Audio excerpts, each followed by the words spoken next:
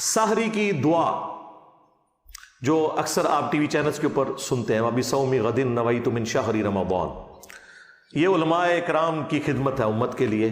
قرآن و سنت میں کہیں یہ دعا رپورٹ نہیں ہوئی، نیت کافی ہے۔ روزہ رکھنے کی کوئی دعا نہیں ہے، صرف نیت ہے، اور وہ تو جنرل ہے۔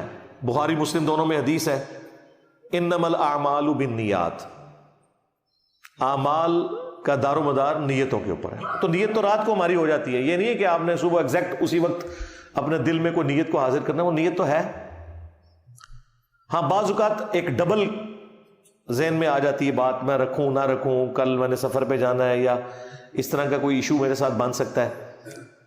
تو وہ ابو داؤد میں پھر حدیث ہے کہ نبی علیہ السلام نے فرمایا کہ جس نے طلوع فجر سے پہلے روزے کی نیت کر لی اس کا روزہ درست ہے۔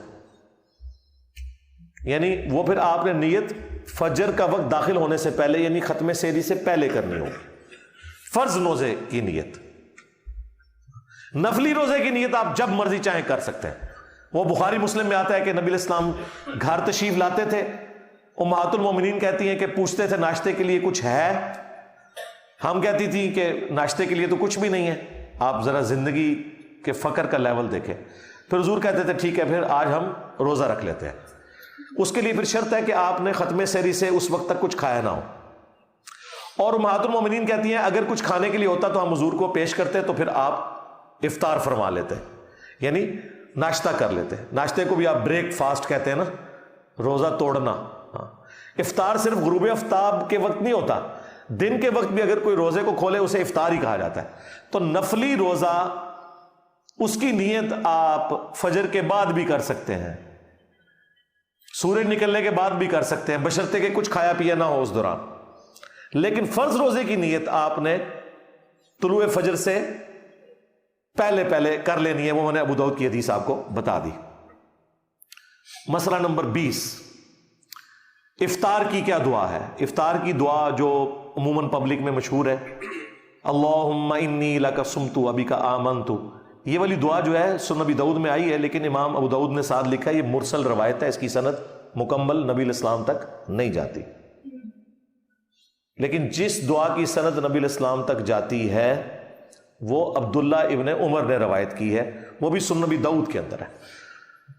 ذهب الظمأ وابطلت العروق وثبت الاجر انشاءاللہ، پیاس چلی گئی، رگیں تر ہو گئی، اور اللہ کے حضور ہمارا اجر پکا ہو گیا انشاءاللہ۔ یہ اس کا ترجمہ ہے۔ یہ ترجمہ ہی بتا رہا ہے کہ یہ دعا آپ نے افطار کرنے کے بعد مانگنی ہے۔ ویسے وہ وقت دعاؤں کی قبولیت کا ہے، وہ سنن ابن ماجہ میں حدیث موجود ہے کہ افطار کا جو وقت ہے وہ دعاؤں کی قبولیت کا وقت ہے، وہ آپ دعائیں ضرور کریں۔ لیکن جو افطار کی اپنی دعا ہے نا، وہ آپ نے افطار کرنے کے بعد، اس میں بھی پانی پینے کے بعد، کیونکہ اس میں الفاظ ہیں رگیں تر ہو گئی، پیاس چلی گئی، رگیں تر ہو گئی، اور اللہ کے حضور ہمارا اجر پکا ہو گیا، تو آپ نے اس وقت وہ دعا کرنی ہے۔ مسئلہ نمبر 21، کیا روزے میں بلڈ ٹیسٹ کروا سکتے ہیں؟ بالکل کروا سکتے ہیں۔ اس کی وجہ یہ ہے کہ آپ جسم میں تو کوئی چیز پرماننٹلی داخل نہیں کر رہے، بلکہ جسم سے نکال رہے ہیں۔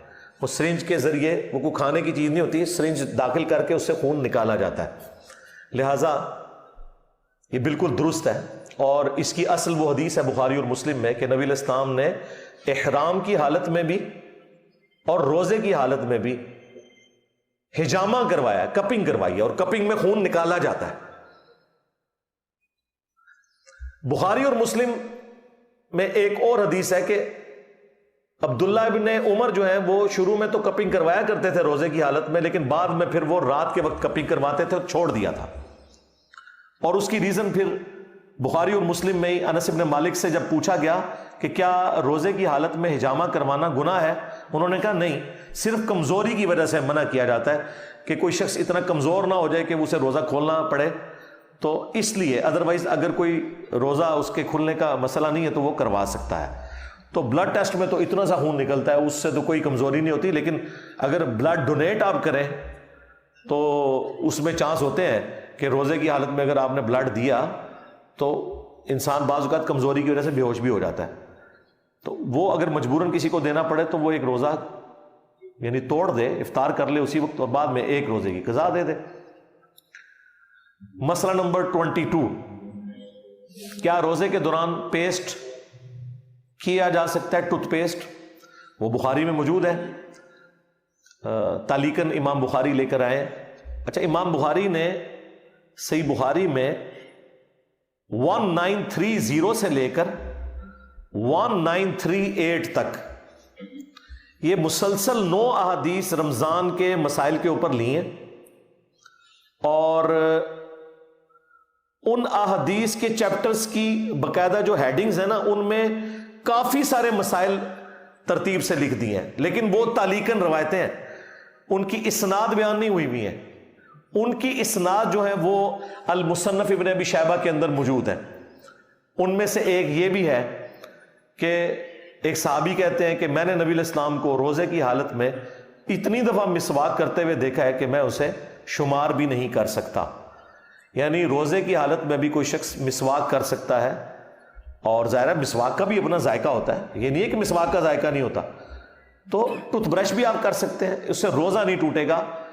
وہ جو ذائقہ منہ میں آئے وہ آپ نے تھوک دینا ہے، وہ حلق سے نیچے نہ لے کے جائیں تو روزہ کوئی نہیں ٹوٹے گا۔ اور بہتر یہ ہے کہ آپ ختم سحری سے پہلے کر لیں۔ ٹوتھ برش کسی نے کرنا ہے، اس میں تو کوئی حرج نہیں ہے۔